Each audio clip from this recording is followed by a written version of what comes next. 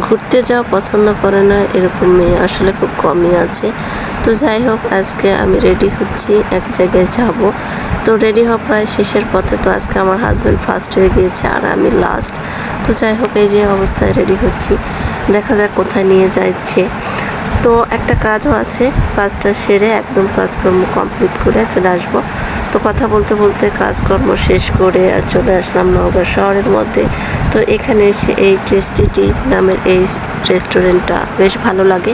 এর আগেও আমি এসেছি, এখানের খাবারগুলো বেশ খুব মজাদার হয় আর কি। তো খুব টেস্টফুল, যা খুব স্বাস্থ্যসম্মত। এই দোকানটা বেশ আমার কাছে বেশ ভালো লাগে। তবে এখানে বসে কখনো আমি খাইনি বা খাওয়া হয়ে ওঠেনি। তো হঠাৎ করে তার বাবার মনে পড়েছে যে ছেলে পিৎজা খেতে চেয়েছিল, যার কারণে এখানে ও আমাকে নিয়ে আসলো। তো যাই হোক, পিৎজা নেওয়া হয়ে গেছে। আমি দোকান থেকে যে রাস্তাটা দেখিয়ে দিলাম। তো যাই হোক, দোকানের মধ্যে সব জিনিসগুলোই বেশ ভালো ছিল। তো সেখান থেকে আবারও আমরা বের হয়ে পড়লাম। আমি তো মাস্ক ছাড়া বের হতেই পারি না, রাস্তায় এত ধুলো, এত জ্যাম ছিল। যাই হোক, প্রচণ্ড আজকে রোদ, গরম, এর মাঝেও ঘুরতে যাওয়া, আসলে ঘোরাঘুরি জীবনের এমন একটা অধ্যায় বা পার্ট হয়ে গিয়েছে আমার। আমি যে কোনো মুহূর্তে ঘুরতে পছন্দ করি বা ঘুরতে যেতে ইচ্ছে করে আর কি, প্রত্যেক দিন বা প্রতি সপ্তাহে বলতে পারেন। তো এখানে চলে আসলাম। আমার জামাইয়ের সেটাও মনে আছে, যেটা আমি অনেকদিন আগে বলেছিলাম।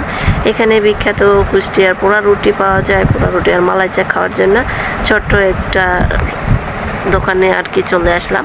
তো যাই হোক, এখানে এসেছি, এটা হচ্ছে নওগাঁ নওজান মাঠ। এখানে এসে দেখেন আমার মাথাটা গরম করে ফেলেছে আমার হাজব্যান্ড। তো দেখেন, আমি এক জায়গায় বসেছি, ও আর এক জায়গায় বসেছে। মূলত এখানে খেলা হয়, প্রত্যেক দিনই কিছু না কিছু খেলাধুলা হয়। এই খেলাধুলা দেখা নিয়ে উনি ব্যস্ত হয়ে পড়েছেন, আমার সঙ্গে কথা বলার অন্য সময় নেই। এই জন্য আমি একটু রাগ করে ফেলেছি। তো যাই হোক, রাগ অবসান তো শেষ করতে হবে, রাগ অভিমান না থাকলে ভালোবাসাও বৃদ্ধি পায় না। তো এই ফাঁকে দেখেন আমার পুরো রুটিটা রেডি হয়ে গিয়েছে। সুন্দর করে এটারও ভিডিও করে নিলাম, যদি পুরো রুটিটা আমার একদম প্রথম টেস্ট করা হবে আর কি। এই যে দিয়ে ফেলছে, এরপর আমি খাওয়াটা শুরু করব।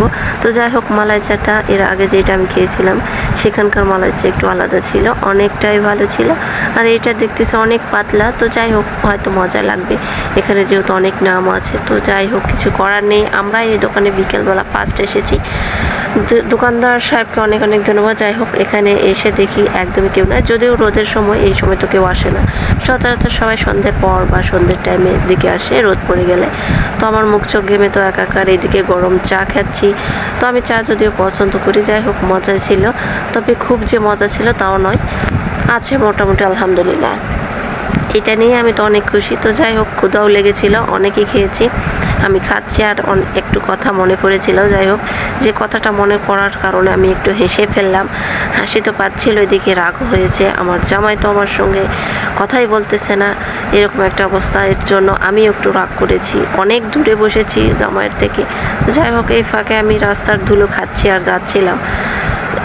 এর মধ্যে আবার ছেলের কথা মনে পড়ে, ছেলের জন্য একটু মন খারাপ হচ্ছিল। আমার আব্বাজানকে নিয়ে আসা হয় না বাইরে। তো যাই হোক, ও অসুস্থ হয়ে পড়বে।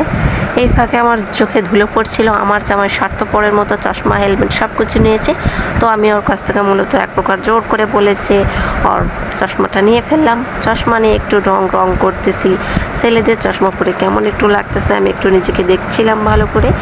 আর আমি ভিডিও করছিলাম, অনেক কয়েকটা ছবিও তুলেছি। এই যে দেখেন, রং করতে করতে রাস্তার সুন্দর একটা ভিউ নিচ্ছিলাম আর কি। এটা হচ্ছে বাইপাস সড়ক, নওগাঁ বাইপাস রোডে।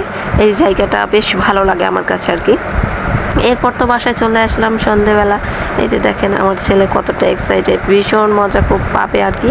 ওর যেগুলো ভালোবাসে ওর কাছে আসলে তুলে দিতে ইচ্ছা করে। আসলে প্রত্যেকটা বাবা মায়ে চায় ছেলে মেয়েরা যেগুলো পছন্দ করে সেগুলো দিলে তাদের যে খুশিটা, তাদের যে মুখের হাসিটা দেখবেন। সারাদিন পর যে এসেছি সেটার তো খোঁজ নেই। আর ছেলের কাছে এই যে জিনিসগুলো আমি দিচ্ছি, যদিও আমি আলহামদুলিল্লাহ একটু ভালোই রান্নাবাড়ি পারি, বা আমার ছেলে আমার রান্নাটার প্রশংসা বেশি করে। তো মজা পেয়েছে এটা খেয়েও।